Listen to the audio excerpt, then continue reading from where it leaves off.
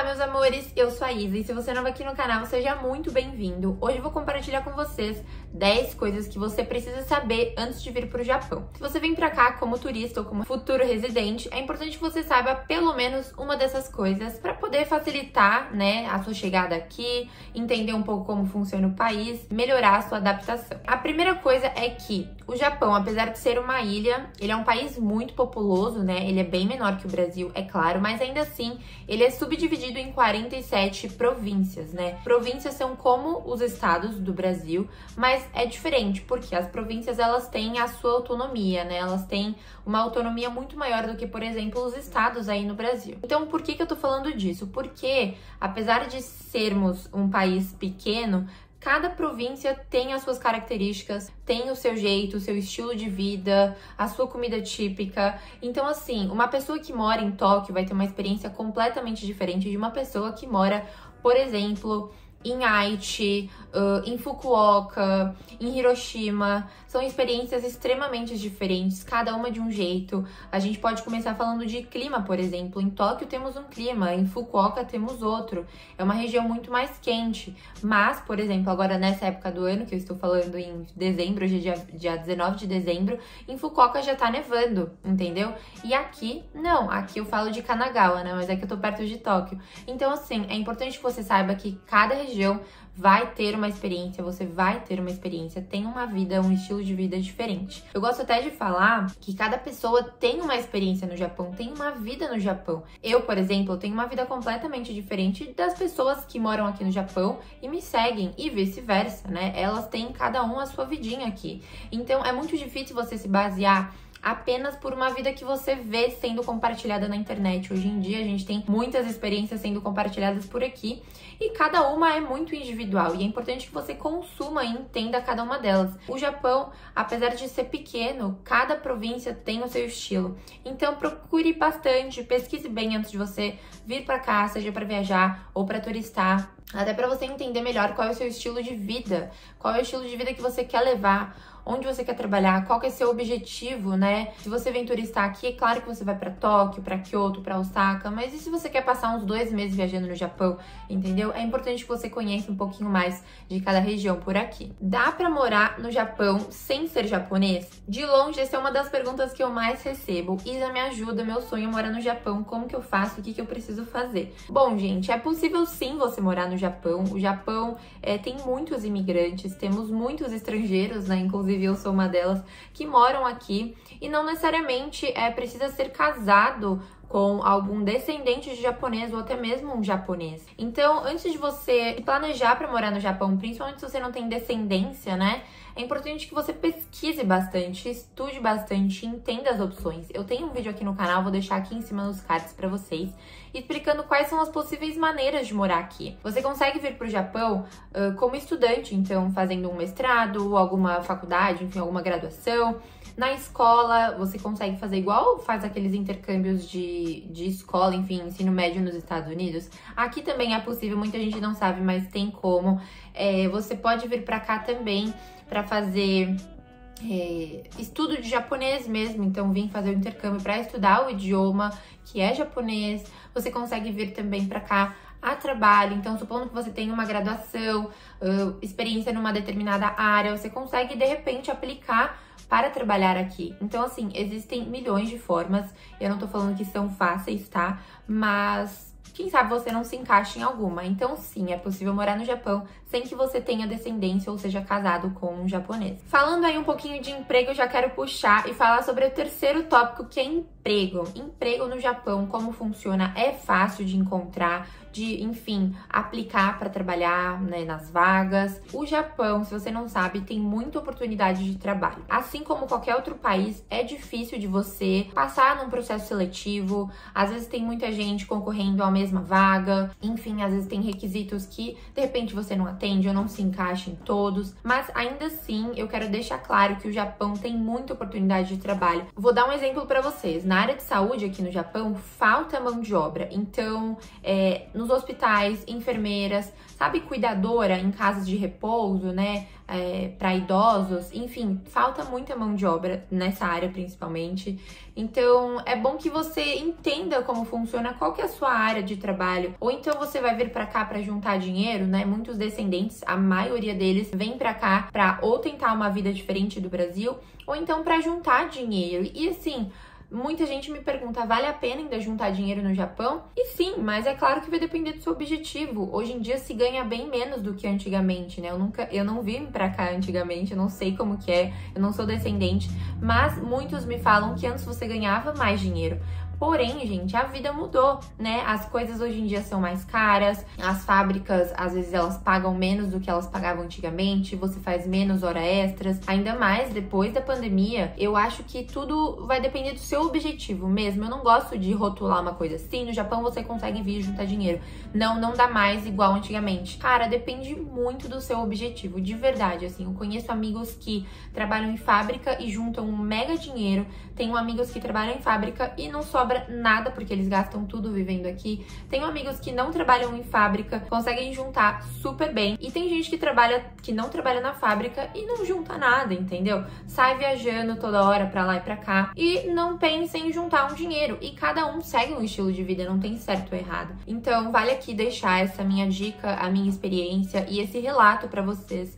Acho que é importante abrir os olhos de muitos por aqui. A quarta coisa que eu quero falar é sobre o ritmo de trabalho, o ritmo de vida aqui. Apesar de eu ter falado lá na frente, né, que cada província tem um estilo de vida, que de fato isso acontece, o ritmo de vida, de forma geral, é insano. Principalmente se a gente for falar em termos de trabalho, por exemplo. Tá todo mundo sempre muito corrido, sempre muito preocupado com o trabalho, principalmente os japoneses, né? Então, se você trabalha ou convive com um japonês ou tem amizades, você vai entender que para eles trabalho é tudo na vida, é trabalho e depois família. Isso é de fato o que vocês escutam aí do Brasil, né? E quando você chega aqui, você vê que é ainda mais, você começa a entender o lado por trás disso tudo.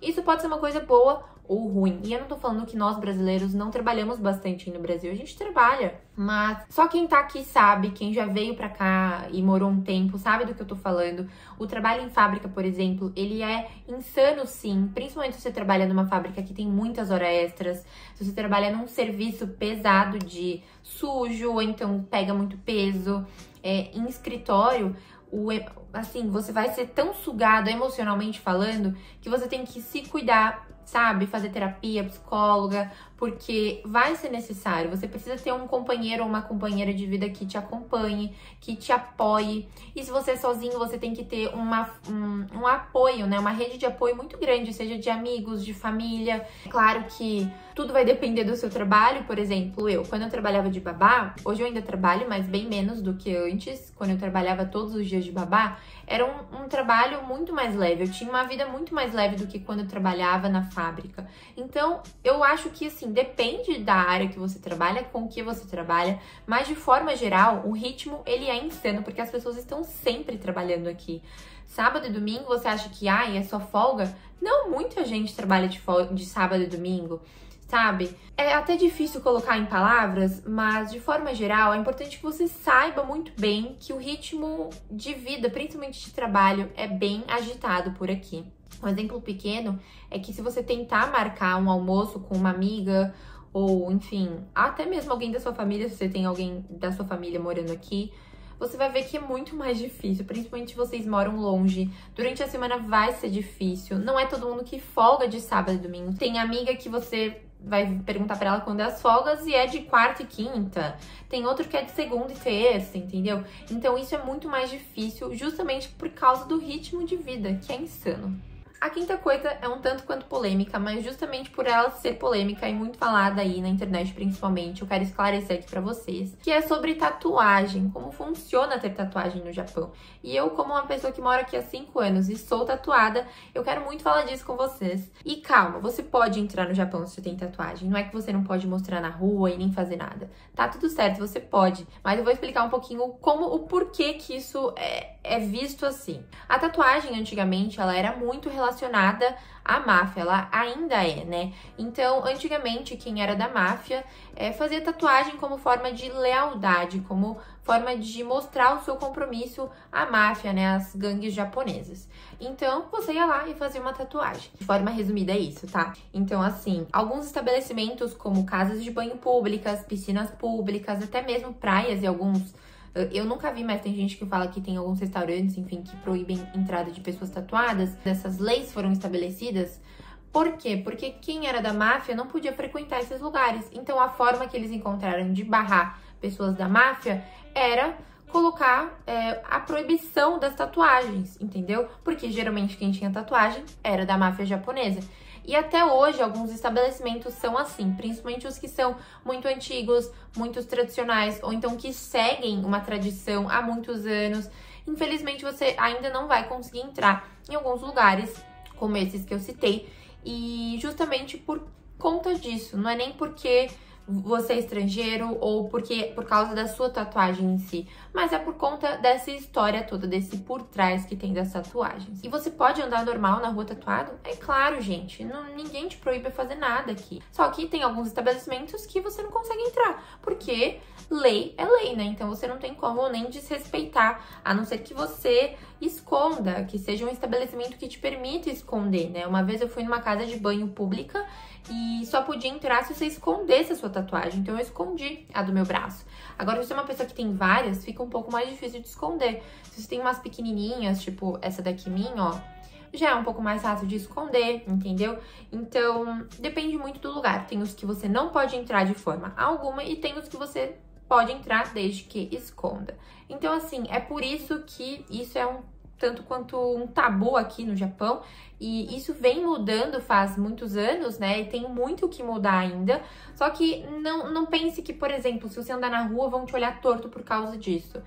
Depende muito da região, depende muito de quanta tatuagem você tem, do estilo da sua tatuagem. Os japoneses, eles têm muito preconceito com japoneses tatuados. Então, se você tem cara de estrangeiro, assim como eu tenho, relaxa que, assim, por mais que as pessoas não gostem, elas não vão ficar botando dedo na sua cara e falando alguma coisa, entendeu? Eu, Isabela, nunca passei por nenhum preconceito por causa das minhas tatuagens, tá? Nunca senti nenhum olhar torto. Pelo contrário, muita gente já falou que as minhas tatuagens são bonitas. Inclusive, até falo, eu não faço porque, né, os japoneses não olham como uma coisa boa pra japonês. Inclusive, uma das crianças que eu cuidava, a mãe dela toda hora falava da minha tatuagem, que ela gostava, que ela tinha vontade de fazer, mas que ela só tinha uma pequenininha aqui atrás, porque japonês não olha, enfim, muito bem pra japonês tatuado.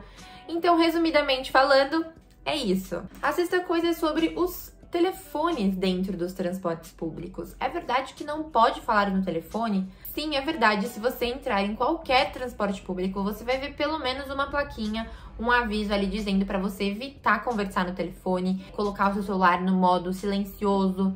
E por que isso? Porque você precisa simplesmente respeitar o próximo, né? Então você não vai ficar dentro do trem, que tem várias pessoas, às vezes o trem tá cheio, falando no telefone, rindo alto, conversando alto, né? Ou então você, sei lá, tá passando no Instagram e aí vem um Reels ali e aí começa a tocar uma música alta, sabe? Se você não tá com fone de ouvido.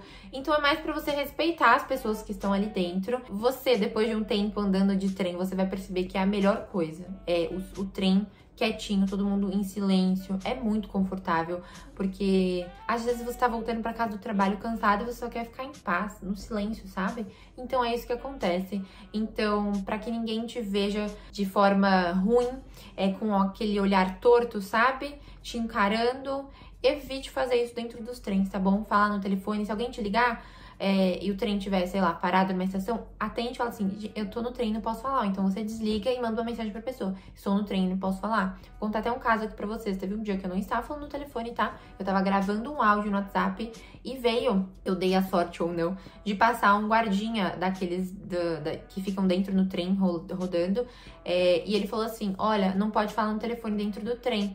E aí eu pedi desculpa e tal, nem falei que eu estava gravando um áudio, né, porque zero necessidade. Então, assim, só pra vocês entenderem que realmente não é que é proibido, mas meio que é, entende assim?